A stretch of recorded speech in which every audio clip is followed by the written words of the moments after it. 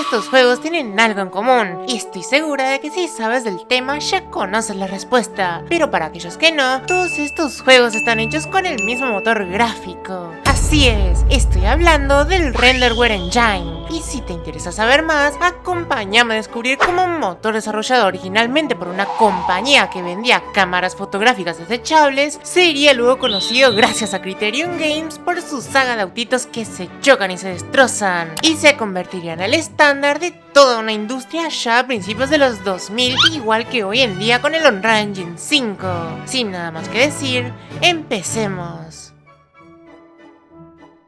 Se tiene la data de que más de 250 estudios usaron este motor, entre ellos el mismísimo Rockstar Games. Así es, antes de tener su propio motor llamado Rage, el cual usan hasta hoy en día, estos tipos usaban el mismo motor que se usaba para hacer la saga Burnout. Pues pasaba algo similar a lo que está pasando hoy en día con Unreal Engine, que si gustan que hablen de eso, déjenmelo saber. Pero lo que pasa es que en ese entonces, al Renderware ser uno de los motores más usados en ese momento, no solo era más fácil encontrar gente que supiera trabajar con ese motor gráfico, sino que era mucho más fácil de optimizar para cualquier tipo de juego y por sobre todo, era muy fácil de optimizar para la Play 2, que en ese entonces la Play 2 se vendía básicamente como pan caliente, y si no tuviste una Play 2 chipeada, de seguro conoces a alguien que tuvo una Play 2 chipeada donde jugaban clones pirata de GTA Ben 10. Que si quieren saber más acerca de cómo se hacían estos juegos y de dónde venían, los invito a ver este video. Pero continuando con el tema, antes de Unity y Unreal,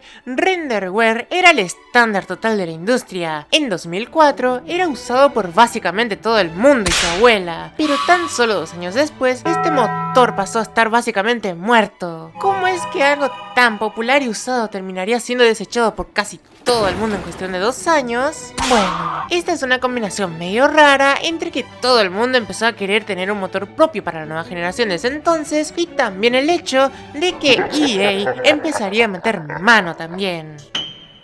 Pues originalmente, el motor Renderware no era un producto diseñado para hacer videojuegos ni tampoco apuntaba a ese mercado. Increíblemente, este motor fue creado originalmente por nada más y nada menos que Canon. Así es, la misma compañía que te vendía cámaras de fotos desechables estaba secretamente a punto de revolucionar los videojuegos. Pero inicialmente, ellos crearon este motor a manera de prueba para entornos de realidad virtual a mediados de los años 90 y pensaban venderlo para este propósito y nada más. Y lo más sorprendente es que este motor se adelantó varios años a DirectX y OpenGL, que son las APIs de renderizado estándar de la industria desde 1997 prácticamente. Pero aparte del equipo encargado de crear esta tecnología para entornos virtuales, hubo también otro equipo que tenía la visión de crear videojuegos con este mismo motor, teniendo en mente crear videojuegos que rompan el techo técnico de la industria y así poder darle feedback a los creadores del motor en sí para que así ellos pudieran acomodar el motor según las necesidades de los desarrolladores en ese entonces. Estos juegos lanzados para PC y alguno que otro para Dreamcast no fueron particularmente exitosos para la compañía, pero recordemos que los videojuegos no eran su negocio principal y por sobre todo generaron cierto interés en el motor al lanzar estos títulos, y aunque su enfoque principal era más que nada el PC, su ascenso al mainstream no llegaría en esta plataforma, sino que fue con la salida de la queridísima Play 2 que Renderware encontraría el mercado perfecto para ellos. Y por cierto, un datito de color, hoy en día quizás nos parezca que la Play 2 era una máquina sencilla de programar, pues hace falta solo buscar 2 segundos en Google para ver la inmensa cantidad de videojuegos que salían para esta consola, pero en realidad, la arquitectura de la consola era compleja y sumamente difícil de programar y desarrollar en ella, tanto incluso como la Play 3, pero, igual que la Play 3, esta no sería una debilidad sino su mayor fortaleza, pues los desarrolladores podrían optimizar sus juegos más allá de lo que se podía hacer en consolas más, entre comillas, normales como la Xbox, que era más parecida a un PC convencional que a una consola. Tomen simplemente el ejemplo de la lluvia en el Metal Gear Solid 2, que en Xbox ralentizaba un montón el juego, mientras que en PC2 el juego funcionaba perfectamente bien gracias a su arquitectura y cómo estaba hecha la consola. Fin del datito de color, gente. Programar para la PC2 era una tarea para expertos prácticamente, pero hacerlo para renderware en cambio podría ahorrarte un tiempo considerable comparado a hacerlo por tu cuenta. La compañía incluso programaba que usando este motor podías recortar entre 6 a 8 meses de desarrollo, y con compatibilidad tanto para PC2 como para también Xbox, PSP y PC, hacía que el desarrollo multiplataforma sea muchísimo más fácil también. Pero renderware también no era perfecto. La conveniencia del motor también venía con una fuerte penalización al rendimiento que podía ser bastante frustrante a la hora de hacer estos juegos, pero generalmente el intercambio valía la pena, puesto que este motor era también relativamente barato, por lo que incluso equipos pequeños podían unirse a la acción y desarrollar sus juegos. Y también era extremadamente versátil, pues podías hacer todo tipo de juegos: un juego de carreras, un shooter en primera persona, un juego de peleas, un mundo abierto, un juego de fútbol, un juego de plataformas, un RPG, etcétera. Incluso algún que otro MMO de la época usaba este motor, aunque no estoy segura de cuáles. Es por eso que este motor sería el corazón de los videojuegos allá por los 2000, llegando a ser usado para desarrollar incluso la saga GTA. Y mientras más usaban el motor,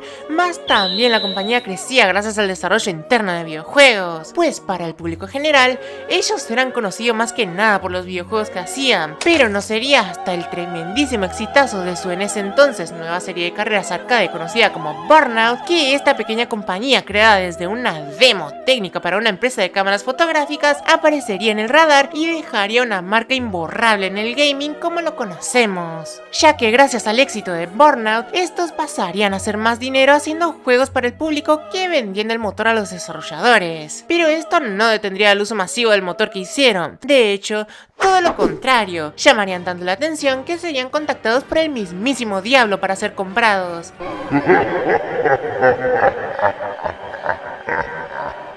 Así es, estoy hablando de EA, o el diablo en persona como muchos lo conocen, comprando así Criterion de Canon por unos 48 millones de dólares y pasando así a trabajar en las minas de EA. Y esta adquisición haría temblar los cimientos mismos del gaming al hacerse conocido, pues compañías como Capcom, Rockstar, Activision, Sega, Konami e incluso la mismísima Microsoft ya tenían varios juegos en desarrollo con este motor, pero debido a la adquisición de EA, ahora todos sus planes se caían a pedazos por culpa de esto, pues tenían que empezar a pagarle regalías a EA para así poder seguir usando el motor, pues en típica mentalidad de EA empezaron a cobrar por el uso de este motor, haciendo así que toda una industria que dependía de un motor que anteriormente podían usar con libertad y hacer lo que quieran, de repente tengan que estar pagándole regalías al mismísimo diablo en persona para seguir desarrollando videojuegos. Y aunque EA dijo que el motor seguiría con soporte y que no se preocuparan, ya toda la industria estaba nerviosa y con miedo de darle su dinero a uno de sus más grandes competidores, pues recordemos que EA también desarrollaba videojuegos. Y es así que todo esto iría acumulándose y se generaría una bola de nieve enorme, incertidumbre y miedo, pues todo el mundo se preguntaría si EA de verdad cumpliría con su palabra y les daría las últimas tecnologías y mejoras con el motor, o simplemente se aprovecharían de la gente como siempre hace y les darían las sobras del motor a los demás. Es por eso que, impulsados por el miedo a quedarse atrás y ser traicionados por el mismísimo diablo en persona, que casi todos en la industria lentamente empezarían a abandonar renderware, el motor que tanto les ayudó y tanto les sirvió en su momento, para así tener un motor propio y no tener que preocuparse de si EA les clavaría un cuchillo por la espalda o algo así como siempre hacen.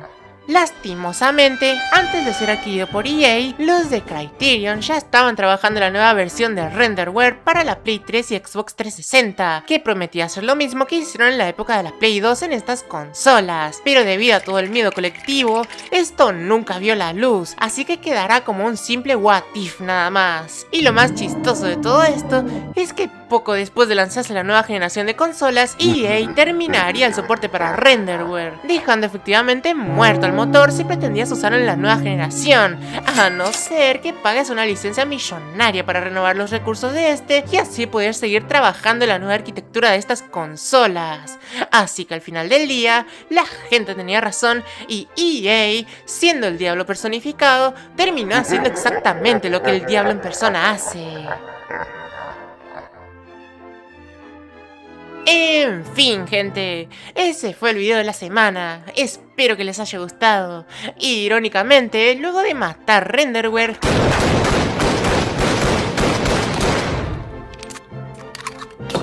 EA crearía un nuevo motor gráfico para sus juegos llamado Frostbite y compraría la licencia para usar un Real Engine y así continuar haciendo juegos. La historia de Criterion es una historia realmente interesante y que vale la pena contar, pero lastimosamente, como siempre pasa, cuando EA toca algo, casi siempre lo termina matando. Eso fue todo por ahora, gente. Yo me despido. Un besote enorme en las nalgas. ¡Qué bendición! Aprovecho este espacio para pedirles que por favor se suscriban a mi canal y si quieren que hable de algún otro tema, déjenmelo saber en los comentarios, por favor. Un abrazo enorme y nos vemos en la próxima, gente. Bye. Dame un pedazo de ese chocolate. Se acabó. Ese era el último. Pero tenía tantas ganas de comerme un chocolate. ¿En serio? ¿En serio? No lo defraudaré, papá. Voy a hacer chocolate casero. ¿Me cree? Solo si lo veo.